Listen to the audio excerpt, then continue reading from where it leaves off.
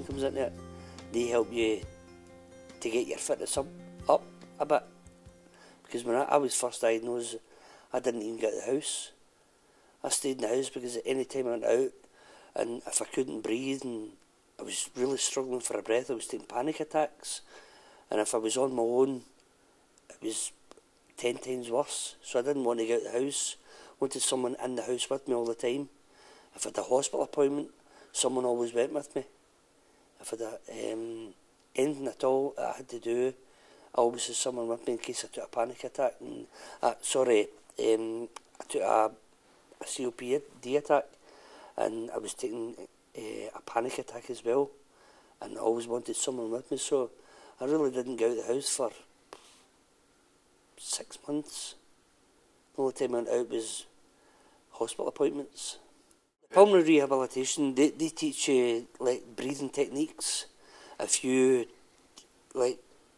can't breathe, they teach you techniques like standing up and leaning over and holding your diaphragm.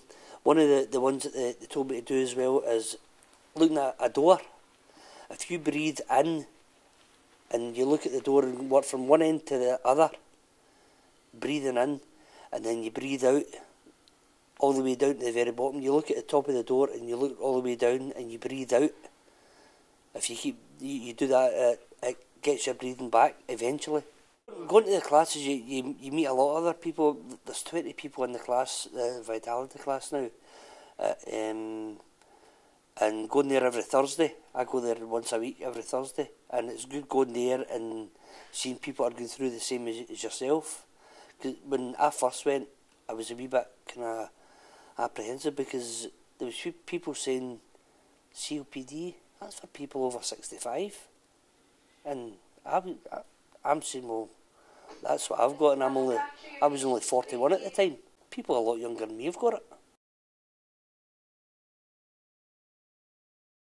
The first one would be to keep active by joining a pulmonary rehabilitation course, and most likely your consultant would propose you to join the pulmonary rehabilitation.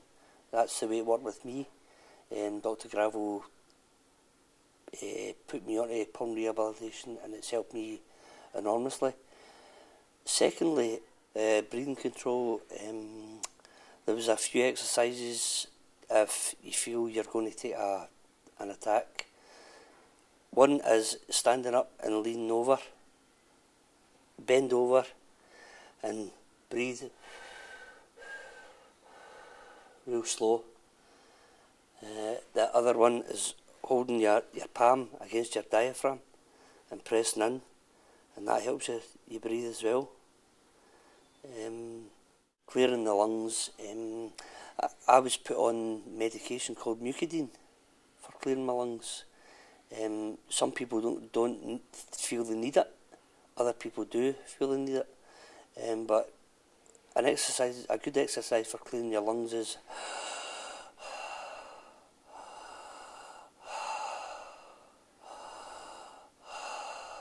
very slow, and it breaks up everything in your lungs and helps you get it up easier. When I was diagnosed with COPD, I thought it was just an infection. I would have it for a couple of days and I'd be back at work, I'd be fine. But I was put on 3 inhalers to help with my breathing. They actually told me just before I left hospital that I would have this for the rest of my life. There's no cure for it. And I would need to make drastic changes to my lifestyle. The big changes were I would need to, I was a very keen golfer. I used to play golf 4 times, maybe more a week. I was a keen football player, keen sportsman all round, and I just can't do it now. And I've just had to get used to the fact that I'm not going to be able to do the sports that I used to do. I'm going to take more lung infections. I'm not going to be as fit as I used to be. My girlfriend has been so supportive of me. A lot of times, like during the night, she'll get my if I feel as if I'm going to take an attack, she gets up and gets my nebulizer, sets it all up, gets everything ready for me, and all I've got to do is put the mask on and turn the machine on. But family is very, very important with an illness like this. You need to be very understanding of what it is you've actually got, and that it's not going to be a few weeks thing, a few months thing. This is you for the rest of your life.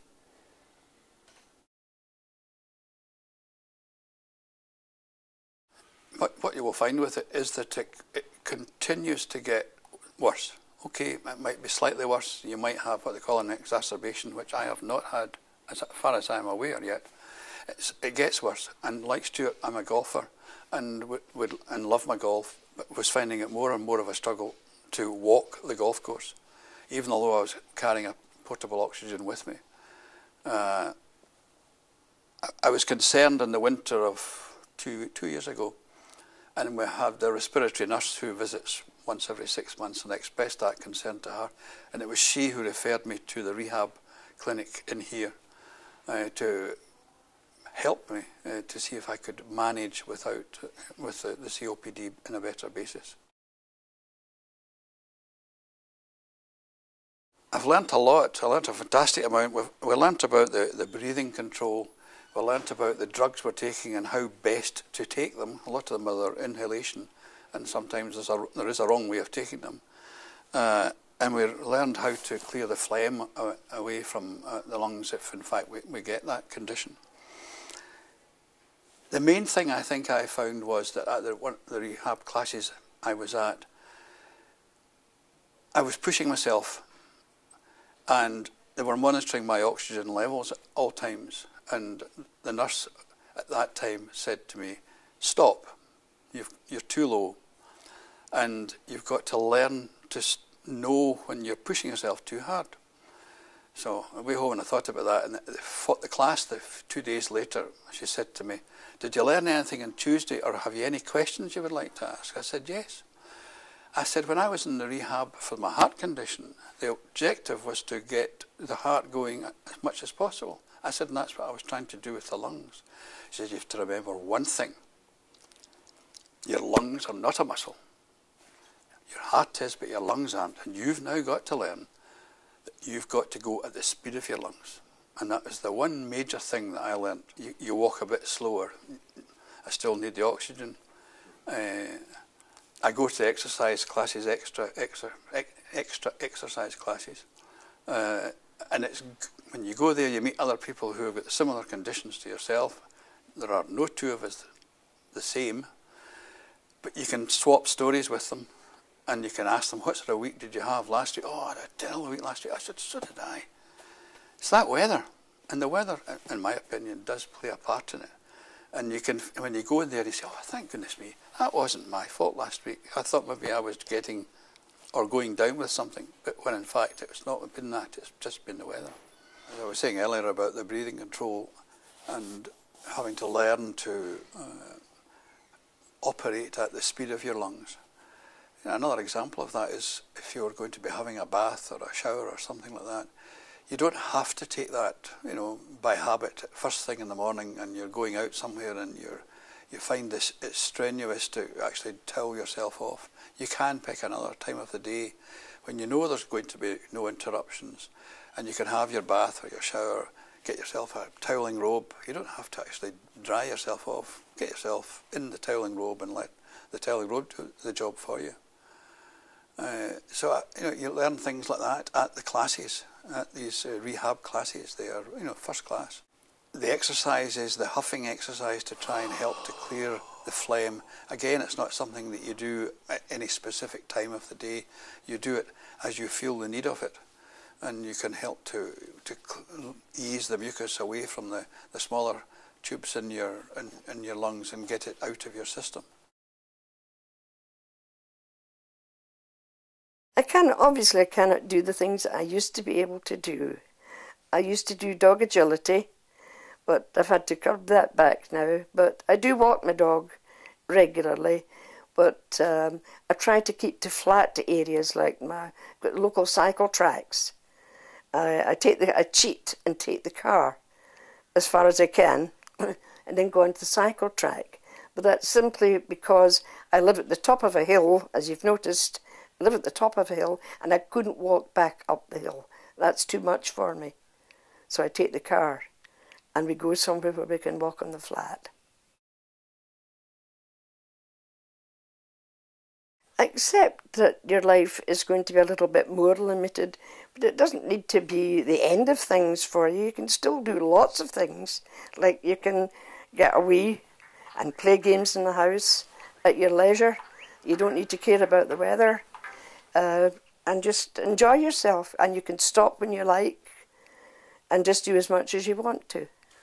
Well, I walk the dog, as I say, I always walk the dog try to get onto a fairly level surface, like the cycle track or down in the village once we get down there. But I walk it as far as I can, and I feel I'm pushing myself just a little bit, and I will stop and take my reliever inhaler if I need to. I have a little break, and then I've got to walk back again to get the car, otherwise I'm in real trouble.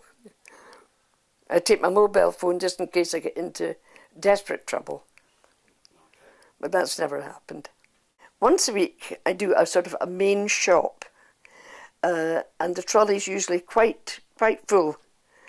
So I bring it home, and it'll take me several trips from the car into the house carrying bags, and I don't carry 2 or 3 bags at once like I used to do.